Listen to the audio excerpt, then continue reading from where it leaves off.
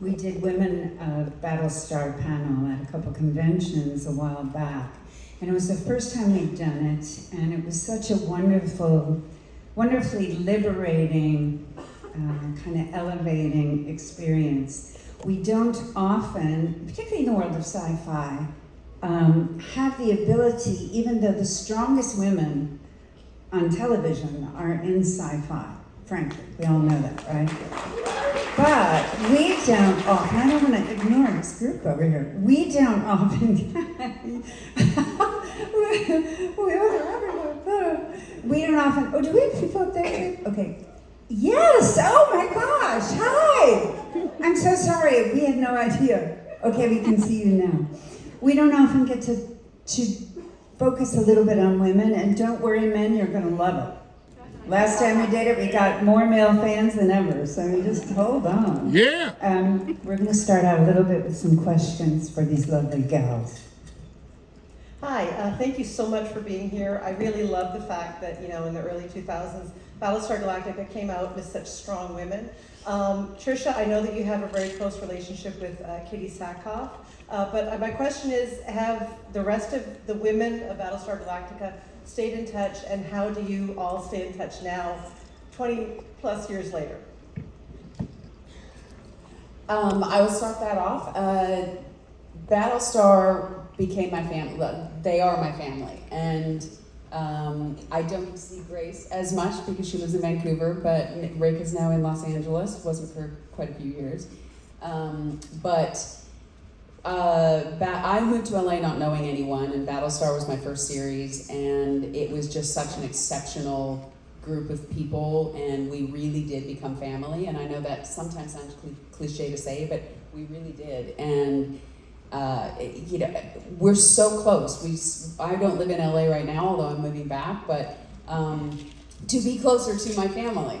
And, Mary can attest to this. I just called her up the other day and I said, I'm going through a hard time. I need some advice. And that's what we are. We don't just see each other at conventions. We see each other and we support each other through our lives. And it's one of the greatest joys of my career, to have been able to have this come into my life.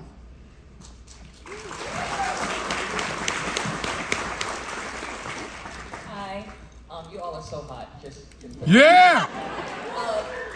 Grace, you're actually the reason that I got into the show, because that plot twist at the end of the first episode, I was like, oh my God! Did you count how many characters you played? Like different versions of your, how many? How many different yous did you have to be in this show? And same for you, Tricia, because you did the same thing.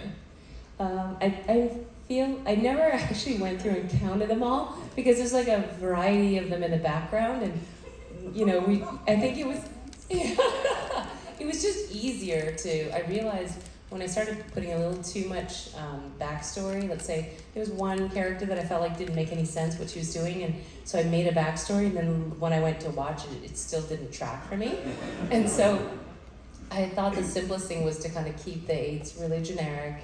And then, of course, we had Boomer and Sharon, or Athena, and I think those are the main ones. I mean, and you guys probably know better than me, but I did not keep track of them. I think you just realize it's kind of like, I don't know, is it bad to say like tissue paper? Like a little bit disposable, the Cylons. You're like, hey, next, they're just going to download into the next one. And it was interesting because when the episode where Athena decides to get killed, I know, what happened? You have to really believe in this thing. It's like, even though they're always downloading, it's like, well, if Hilo kills her, is she gonna really, it's like it's a act of faith, right? So I don't know, but I'm glad you enjoyed it. I did kind of I didn't keep track necessarily, but I did the opposite, and I think I did go back and check at some point, but Head 6, Caprica 6, Shelley, Gina, Natalie, Sonia, Lyra, and then in one of the movies at the end, the kind of rocker 6, I don't remember what her name was, but that was having an affair with Cavill. And I was very aware of all of the main ones, but when we got later in the episodes and when the Cylons were on board the ship and helping fix up the Galactica and everything, there were so many in the background that obviously weren't us. They were photo doubles. then it started getting like, okay, I can't keep, and I'm a little OCD, and it started with the downloaded episode where we saw with the Silence on Caprica, and that's when we really started having multiples of ourselves and photo doubles, and I would get psychotic just watching them, and I'm like, that's not how that one walks. That one's a worker 6. That's not the sexy 6. You have to walk different. There's one girl like walking like she's on a catwalk, but she's in, right? Yes! And you know, she was in more like the Caprica 6, more the black outfit, like the worker. And I'm like, I have to say something. So I would go up and I would instruct each one, and you know, because in their defense, they don't know the story. They're not given a script. They're just, you know, and maybe somebody randomly said, oh, that's a sexy 6 or whatever. But I would just watch each background and say, that's not how she walks. And sometimes it slipped through and I couldn't control. Yeah, I was pretty direct. Wow, I was like such a slacker in comparison. I didn't know that. I thought I was OCD, but clearly, you know, you're taking me to a next level. No. Okay, Tricia, who is did you say Lisa, Lyra. Who the heck was that? Lyra was, you only saw her once, you never really got to know her, but she had a name. Lyra? It was when Baltar was on the Cylon base ship, and one comes in and I had really long hair extensions. And but my own color, like the Natalie's color, Gina's color. Yeah. And I don't even remember what she did, but she just came in and talked to Baltar for one scene. Okay. And I said, well, let's make her look a little different and let's add long hair, and her name was Lyra. So apparently Lyra, someone who we think is called Lyra, was able to get new hair, new wardrobe. How many characters did she do? Between the two of them, there's about 30, 40 women, and every single one of them had a costume and a different hairdo. And meanwhile, I kept saying, don't you think Laura Roslin would change her fucking clothes?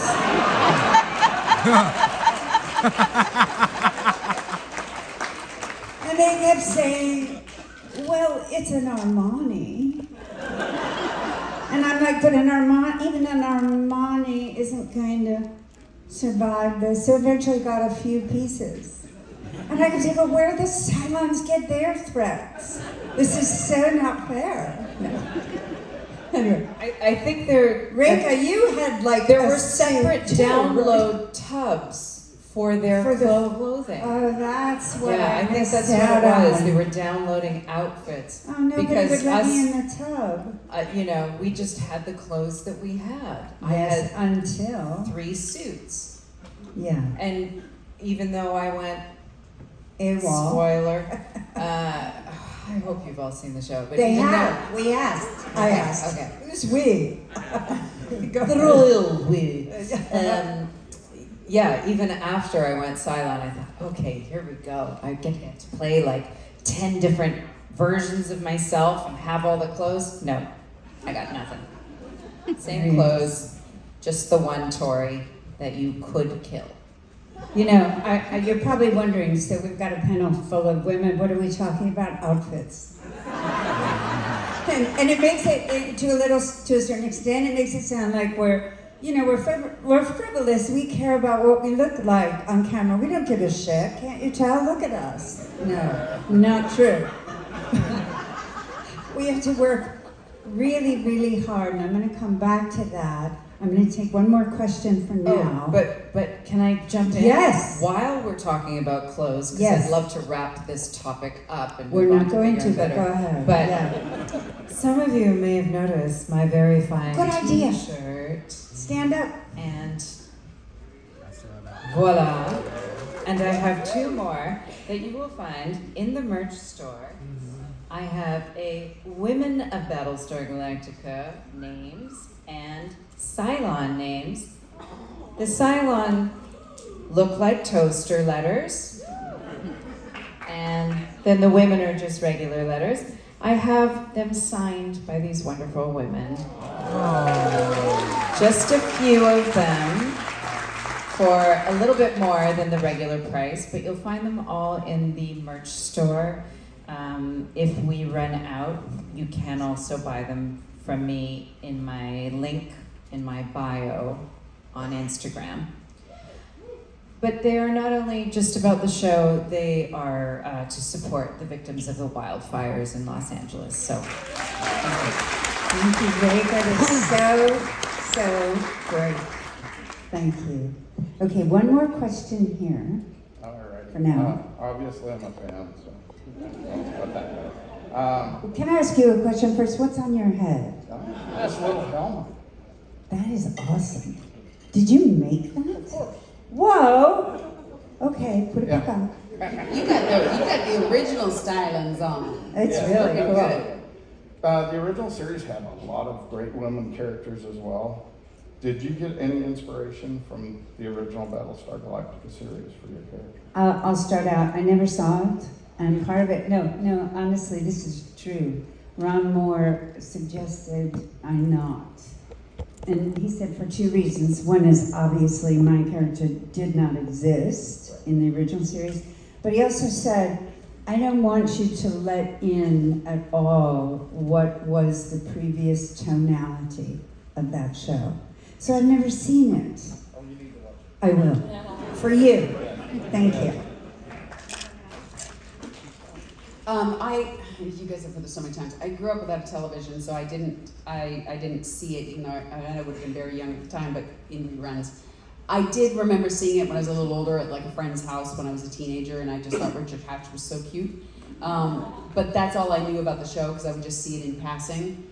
So I hadn't seen it when we started the show either, and I got cast very late into the process, and I didn't have time to go back and watch it. He never said not to watch it to me, but my character wasn't in it. I knew that, so I didn't feel like I needed to necessarily go back and take my time, very limited time before filming, to watch it. But I will watch it too.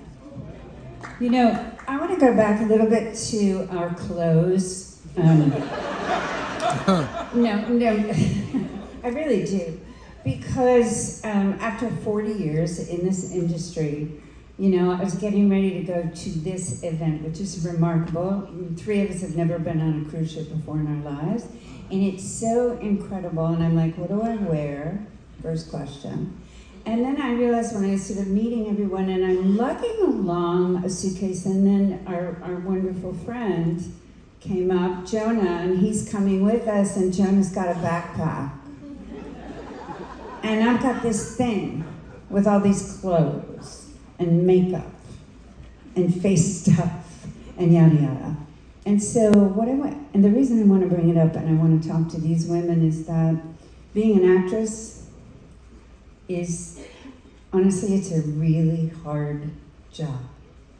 And we sit here with you all and it's like a warm bath because of all the work that we have to do and love to do and are lucky enough to do, but the choices that we have to make as women, and I don't care what age we are, because we're all different, and well, I'm different than they are.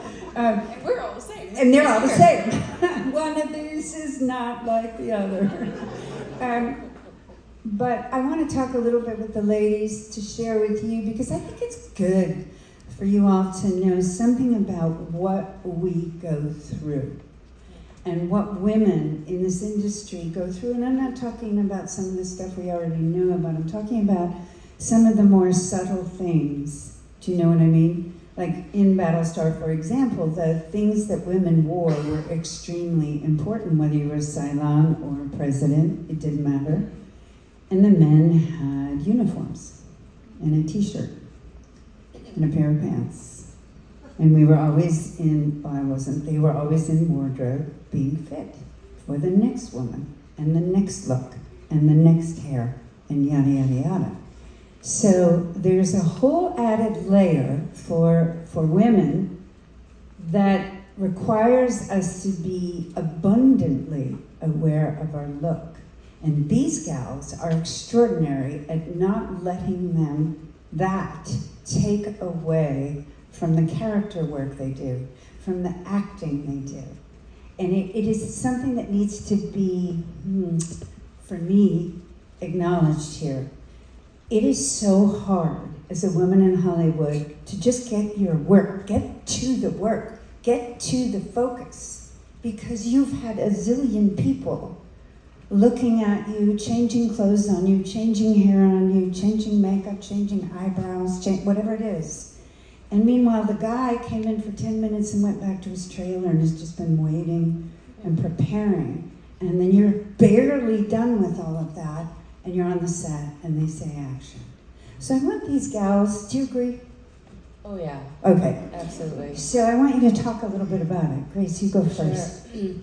It's so interesting that you bring this up because it's not like, I mean, I think as a youngster you don't have to deal with it too much, but starting probably teenage or in your 20s, but I think nowadays with social media, the pressure is on a lot younger. And I think it's just, I've been so used to having that I don't really think about it, but once in a while I'll see like another one of our castmates and I'll be like, dude, you should have been calling with a t-shirt. I'm doing that next time, Or like you see like a cool black and white photo of like a man with like more of the details like chiseled out in his face. I'm like, I want those kind of gritty photos, not all the super airbrushed ones. But it's like, we've been trained for so long, it's like, oh, but I want to be pretty. Like, it's like, let's say I do get the gritty photo, I'm like, oh, it doesn't look so good, a little too gritty. I don't know if you know what I mean, but I have done a photo shoot for something else, and they did do a black and white, and I was like, oh, okay, that doesn't really look that good. So it's like you're kind of fighting some of this training that's been going on for a long time. Do you see, Grace, when you go to work, do you have to make a transition from makeup and hair and all of that, which sometimes has been hours, to the work? Do you have to clear your head? I don't even think I do, but I haven't even thought of it so clearly like that. It's just, let's get through everything so that I can just like be clear and then now do the work. But there's often not that much time. And so let's say you've done everything and then they're like, oh, we don't like that. And so you're doing a last minute wardrobe change and you have a giant day and it's just like, you don't just do one big scene like once or twice, you're doing like 30 times, and that's just that scene, and the next one. It can be like that depending on what you're shooting, how they do the schedule, all stuff I know you think about every day, I'm sure. But it can be this way depending on the show. If it's an ensemble cast, sometimes they put one actor and put all their big work, let's say, on a day, right? And then if you're having wardrobe changes, it's like, I think I just try to get that done as fast as possible. But I do know that if I haven't cleared my mind and then I walk on a set and someone's still touching me and I'm just trying to do the thing and you're a little bit off, like it affects the scene. Yeah. So I've definitely asked, like I just need a moment. And I feel like people are respectful. Yeah. And I hopefully drop in pretty quickly. Yeah. And it's different because I've been doing it for over 20 years. It's not like I would have been able to do that like on my first few jobs. Of course just not. Be like a hot mess. No. Tricia, did you ever get pissed off in the transition? Yeah, I mean, before I started acting, I came from I modeled for 10 years, so I was so used to people touching you constantly and having it to be about a certain look. And not always the same look, and on the flip side of what we're talking about, and I do want to talk about the downsides of having to look good, which, at 50 years old, I'm definitely at that place now where Hollywood doesn't think I can play the roles I used to play, and I don't look good enough anymore. And I had that. We talked. That's a lie! Can we just have a response to that? That is insane. You look great! Very quickly, I'll say this because I do want to get to the other point that is the flip side of it. Yeah. And I talked about this on our panel before. In Battlestar, between the miniseries and the series, the first season, we went from film to HD and a different DP. And so they lit me differently, and HD is less forgiving. But I was 29, and then I was 30 years old when we shot the first series, or the first season. And I was brought aside by the producers and said, you don't look good anymore, and we need to get you a trainer and a nutritionist. And I was like, okay. And they're like, have you gained weight? Have you lost weight? Have you what? I'm like, no, there's one red dress and it still fits me the same. And they're like, well, you're just not looking good. And I was 30. And I remember going to you and asking advice because it was really like, I thought I was doing good work, and I was like, I don't know what I've done different. And I knew they were lighting me different, because they were lighting, you know, that Six was supposed to be this ethereal character, head Six in the red dress. And the new DP was lighting me like everybody else, where documentary style and whatever, and I wasn't looking like this ethereal creature. And a month later, nothing had happened, and I went to one of the producers, Harvey, who we all loved, and I said, what's happening? Am I getting on some appointments? And he said, don't tell anyone I said this, but they went to every trainer in town and said, we want her fuller from here up and the same from here down. And that's the kind of stuff that you have to deal with on set. You're just trying to do your job, and you're like, and then we did the gallery shoots, which is when you do the images for the press, like the Last Supper photo and that type of thing. And they brought in a photographer from New York, and he took the photos and lit everybody properly and glamorous and whatever. And they said, why does she look good in that? And Patricia Murphy, the makeup artist, said, because they're lighting her correctly. If you want her to look glamorous, you have to give her beauty light. You can't give her this side, gritty, whatever light and not expect the bags under her eyes or her, you know, to show up. And so they had to change the lighting for my character, Head Six, whenever I came on. And every time I came on the screen, or I came onto set, I would hear, oh, gotta get the number 6 light out. And that plays on, you know, that affects you going in. Like, you know, you're like, oh, I'm making everybody take longer, and you start. So yeah, it's harder to get into your actual work when you're worried about that. But yeah, and I just want to say that you're pinpointing to me what is sort of the essential idea of the actress's struggle, particularly in front of a camera, is that it doesn't matter. These are all really strong women with high self-esteem. None of us got here because we didn't have a core of strength. You just don't. And certainly you don't get to a project like Battlestar without it already. So we're talking about a kind of unusual position that we're put in emotionally and psychologically, because we're kind of beautiful women. I'm just going to say it. So, I'm so sick of not saying it too. Like the culture says, oh, don't say it about yourself. Oh no, I'm sorry, I don't have great hair. What? You know what I mean? We are, and just models. I mean, my God, look at, and it doesn't matter. Because the things that they do, they tweak your whole psychology in moments that can be very hard to overcome. And that was a perfect example of that. Yeah. But you overcame it. By talking to you and getting advice. Oh, well, see, because I'd already been through the next thing. Yes. Oh, should I tell that or no?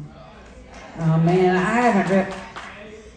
All right, I'm going to tell it. I've never told this in public. No, I don't want to. Oh, you're here. Where are you? Hi, honey.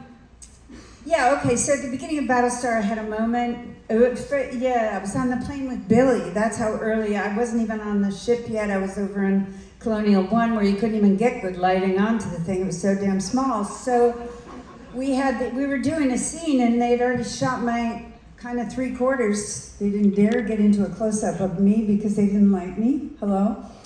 And all of a sudden they said, we're going to stop for a minute. And a very lovely producer who we know and love comes up to me and says, okay, so Mary, I drew the short straw. And I said, okay, I'm being fired.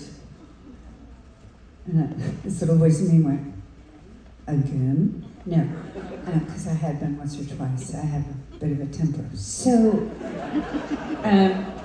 he said, someone from the network, they want you to put a scarf around your neck. And I said, okay, what did you just say to me? She said, they want you to put a scarf around your neck. And I said, we just shot my close-up, So you're telling me to add a scarf now for the long shot? Well, they'll probably end up just using the wide. And I said, do not talk to me. Get out of my way. And I went to my trailer. I was so furious. And I called my manager. And I looked out the window and I saw my trailer.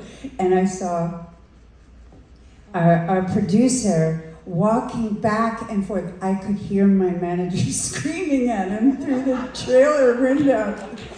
And then all of a sudden there was a knock, knock, knock. And our wonderful director, Michael Reimer, came in and he goes, and my fault. And I can't do an Australian accent, but I said, what? He goes, I didn't want you to look like Morgan Fairchild. And I said, Morgan Fairchild?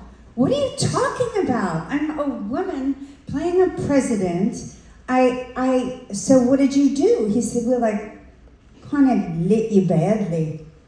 And I said, okay, fix it. But I changed something that I did and I've never turned back, and I'm not going to tell you what it is, but it haunts you. So then for years, you're doing an audition and I'm going like this.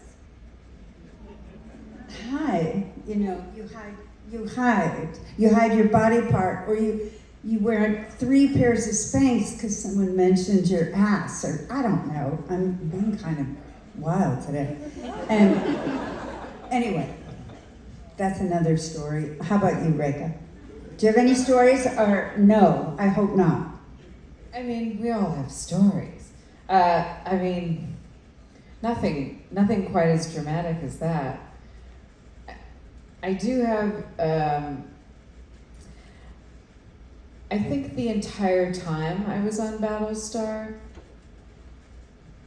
and I don't know if I've said this publicly before, ever.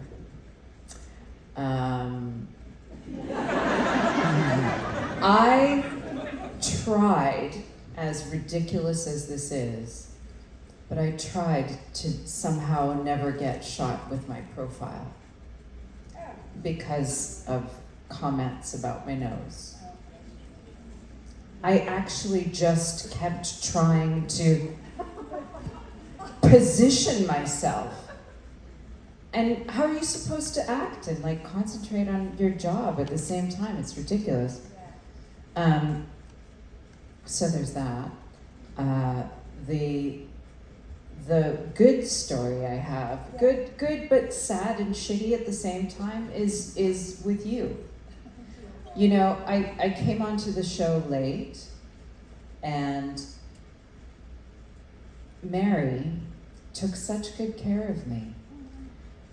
In the hair and makeup trailer, she saw what they were doing, and she spoke up on my behalf because I was a young, beautiful woman, and they were making me look like, your words, a school marm. And yeah, she wasn't having it. And I was like, I was a guest on the show. I was nobody, and she could see it in my eyes, the depression on my face as I saw what they're making me look like. But I was never going to speak up. And so because she knew, she immediately spoke to the hair people and said, what are you guys doing? Like, she's a young, beautiful woman. Make her look like a young, beautiful woman. And the sad part about that is that matters. I think it's possible that had you never done that, maybe I wouldn't have been on the show as long as I was. Well, I don't disagree, not because it was me, but anybody doing it, because I honestly feel like that's part of what we deal with, is that those moments are critical in your future, and you don't know when and where that future will be influenced by a particular physical choice that someone helped you make, convinced you to make, or made because you put your foot down and said, don't do that, do this. It's just an added layer. And I don't know about your careers, your work, but do any of you out there deal in your careers, is your physical appearance a big